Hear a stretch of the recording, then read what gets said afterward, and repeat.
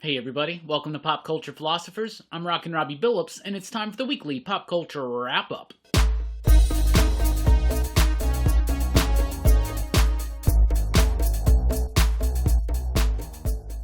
That's right everybody, thanks for checking out the video. I am Rockin Robbie Billups. This is the weekly pop culture wrap-up. It's the show where I go over the week's pop culture news, mostly comic books and movies. Let's get right into it. Mad Cave launches Maverick. Maverick is going to be Mad Cave's very own all-ages young adult imprint. So that's really, really neat. Mad Cave's really been stepping up the game a little bit. In fact, I think they just released their best debut of the company's history with Stargazer. So this is going to be launching in fall of 2021, so we're still about a year away, but they've already announced the first wave of titles.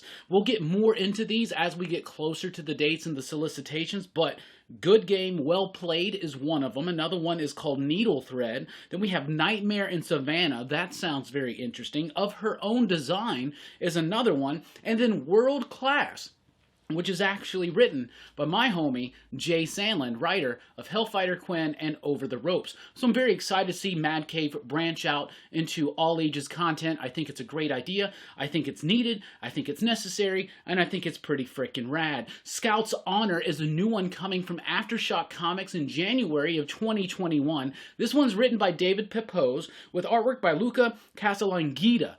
That's the artist of Lost Soldiers, the book right now by Alesh Kott over at Image Comics. I've been really enjoying that one, and I love the art. I'm a big fan of David Pepose's artwork. David Pepose's writing. We've actually had him on the channel not too long ago. Scout's Honor is a really cool concept. The basic concept is this. Years in the future, after the apocalypse, now the remaining bits of humanity are trying to find new guidelines for life, right? And somebody finds the Boy Scouts manual or the Boy Scout book, and it kind of becomes like the holy scripture for civilization. It's a really interesting concept. David Pepose is a great writer. I'm excited to see what happens here. True Cult is a book that just launched on Kickstarter. It's written by Scott Bryan Wilson with artwork by Liana Kangas. So I actually had to really talk about this one. Liana's a friend of mine. I love her work, and I'm very excited to be talking about this one. It's about this person who's been working at a burger joint for like 15 years. They're unhappy with their life, and then all of a sudden, they somehow come into contact with some kind of a cult, some kind of demonic ritual type thing. I don't know. It sounds wild. It sounds weird. It's wonky. It's on Kickstarter right now. I've already backed it. I'll throw a link in the comments down below if you want to check it out, because Liana is a fantastic person, a fantastic creator, and I want to support anything that she does. Cobra Kai returns! January 8th of 2021. I have been saying, is 2021 going to be as crappy as 2020? Well, right out the gate, it's already going to be a little bit better because we get the season 3 of Cobra Kai. That's right, January 8th of 2021. I am so pumped for this. I recently watched all of Cobra Kai. I am such a huge nerd over it right now. I'm so pumped for season 3, and an added bonus, they have went ahead and greenlit season 4. So there's going to be even more. That's right, strike first, strike hard, no mercy. I'm so damned excited for this. Iman Vellani has been cast as Miss Marvel, Kamala Khan, in the upcoming Miss Marvel Disney Plus TV series. I'm not familiar with her work. I think she's like a young Canadian actor. I have no idea how well she'll perform in the role, but I trust Marvel so far because their casting has been pretty top-notch, and it just means that we're even closer to Kamala Khan showing up in the MCU. Jamie Foxx is going to be in Spider-Man 3 as Electro? What? That's right. Sony and Marvel are in talks with Jamie Foxx right now to reprise his role of Electro in the next Tom Holland Spider-Man film. That seems really weird and interesting at the same time. Now, a lot of people immediately jump to the idea that maybe this is starting some kind of a Spider-Verse type crossover, that he's going to be the Electro from those amazing Spider-Man movies. I don't think that's the case. I just think that they want to give him another shot to play Electro because, let's be honest, Amazing Spider-Man 2, not a good film. Now, Jamie Foxx was interesting in the role, had an interesting takes at parts of it little too much like the Riddler character from Batman Forever.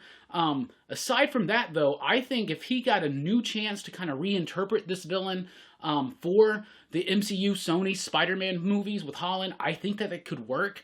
I would not be down necessarily if he's playing the same character and we're trying to fold in all the Spider-Verse stuff. I don't think that that's what they're doing. I think they're just going to give Foxx another chance to play this role because I think that they really think he can do something with it, and he hasn't had the opportunity yet. So on that one, I'm taking a wait-and-see approach, but if he just comes back to play a new iteration of a character, he gets another shot at playing a different interpretation of the character for the MCU, that's something I'd be really cool with that. Zac Efron has been cast in the new Firestarter movie. So Firestarter, the book by Stephen King. It was a movie from like the 80s with Drew Barrymore.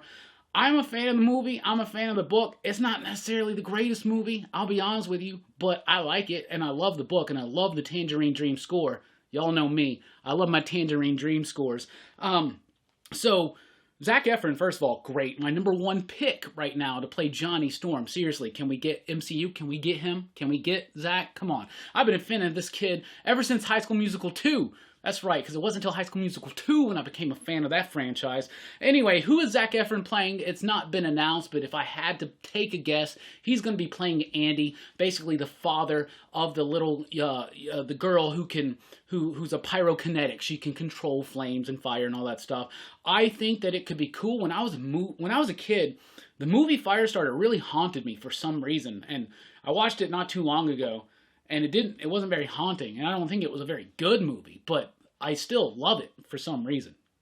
Anyway, can we reuse that Tangerine Dream score, though, for the remake? I think that would be super cool. They're doing a Lion King sequel for the live. You remember the live action Lion King they did? It's not live action. It was all CG. But they're doing a sequel, and it's going to be directed by Barry Jenkins. And Barry Jenkins did Moonlight. Like, this is a weird jump. If you look at his movies and then be like, oh, he's doing Lion King 2, it seems so weird. The weirdest thing to me, though, is why are you doing a Lion King sequel? Man, I did not like that Lion King movie. I love the original old school Lion King. I know a lot of us do. But that remake to me was heartless, soulless. It just felt like paint by the numbers. It didn't really do much for me. And we're getting a sequel for that? I don't know. It is what it is, I guess.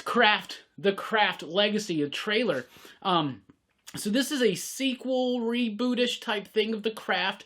It's set in the world of the original Craft movie, but it's a whole new cast of characters. A generation later, you can tell from the trailer that they're referencing what came before, and that's interesting. I've never been the biggest fan of that Craft movie. I think it's okay. This trailer seemed okay. It seemed a little too practical magic at times for me, a little too fairy. I don't know how to describe what... Something about the tone threw me off. But David Duchovny back in a movie role, I'm really excited for that one. The trailer looks all right. I think if you're an old school Craft fan, this trailer is probably going to scratch those right itches for you. But me, I don't know. It's done by Blumhouse. Is it Blumhouse or is it Bloomhouse? Pretty sure it's Blumhouse, but I always want to say Bloomhouse. Somebody help me out in the comments. Anyway, so it's by Blumhouse, so that's interesting and that's cool. They've been producing some really top-notch horror movies here lately. This one just seems, I don't know. I mean, I will have to see. Like I said, I'm not the biggest fan of the original Craft movie. I think it's all right. I don't mind watching it, but it's not something that I'll, like, anticipate watching or anything like that. But I don't know. You know, this seems like it could be pretty cool. Borat II. Borat. Subsequent movie film. So Borat's gotten a sequel. Sacha Baron Cohen apparently filmed this during the shutdowns and COVID restrictions and all that stuff this year. It was a little bit more difficult to do because Borat's such a recognizable character now. It's a surprise sequel. It's going to be released on Amazon.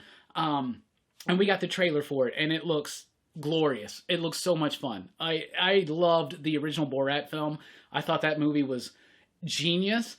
And this one looks like it's really cool as well. And I'm going to have a lot of fun with this one. And this one's going to be on Amazon Prime. It's going to start streaming right before Halloween. And The Craft Legacy is actually going to be on demand on Halloween or right around that time. So that's pretty cool that we're actually getting movies starting to come out. And a lot of these companies realize, like, you know, it doesn't matter. Especially with, like, horror films or a movie like Borat. You can just release it on demand. And you can probably make a comparable amount of money to what you would in a theater for the most part on smaller films like that. But the big films, they're still a little bit worried. That's why James Bond, that's right, No Time to Die, has been pushed into 2021. I saw this coming. I don't think, after Tenet, I don't think we're going to get any huge movie releases in 2020. It's not going to happen. Wonder Woman, Black Widow, none of it's happening. Bond, none of it's happening. So that sucks, but it's given us the opportunity to revisit a lot of more old school films and do Action Fest in a more full degree and really sink our teeth into Horror Fest. So that's been cool. But yes, Bond has been kicked back into 2021. So 2020 is a bust for movies, but it seems like there's some pretty cool stuff set up for 2021, including TV, movies, and comic books. So that's pretty exciting. So that's what we got for you this week. What do we got coming up here at Pop Culture Philosophers? Well, first of all, tonight, Saturday night, we'll be doing our monthly comic book meetup. Best comic books of the month live. A live discussion with me, Dylan's Comics, Bueller from Comics with Bueller, possibly Bob from Everything Comics, maybe here on the Kid. I don't know. This one's kind of been thrown together a little bit more quickly. It's tonight or in the afternoon. I don't know the exact time. It's going to be on Dylan's Comics, the YouTube channel, Dylan's Comics. Our homie from the crew, Dylan, he will be hosting it. It'll be some point today, Saturday. So be on the lookout for it. Make sure you sub up to Dylan's Comics so you don't miss the notification. I'll throw a link in the comments below, or in the description below, rather, I should say, to sub up to Dylan's Comics. There will not be a Rockin Robbie live this week. We're taking the week off. I got to start working on the new set. That's right. I finally got the hardware in for the shelves because it didn't come when they sent it to me. But we're building the shelves and we're going to start getting that room ready so we can start production on Comics Revisited and other things like that. And I'm very, very excited. However, there won't be a Rockin Robbie live this Sunday night, but we will be returning the following Sunday. But you can catch me live, like I said, tonight or this afternoon on Dylan's Comics with the monthly Best Comic Books of the Month live stream, and that's going to be fun. Monday night, Mummy Monday continues with Tomb of the Mummy, or the Mummy's Tomb, I should say. Really excited to do another live Mummy movie commentary for Mummy Monday. Weekly comic book review Tuesday night. Top 10 comic books of the week on Thursday morning. And Horror Fest rolling on through with Reanimator on Friday night. I'm very excited. We got lots of excitement coming up here at PCP, so hit that thumbs up button. Click like, and that's the same thing, Robbie. Anyway, like, share, subscribe if you haven't already. Join us at popculturephilosophers.com and let us know in the comments below anything you want to say about today's news or anything that we missed. So thank you so much for checking out the video. Thank you for your support. You can go a little bit further in your support at patreon.com/PCP if you are so inclined to do so. I've been Rockin Robbie Billups. Thanks for rocking with us. Keep on living.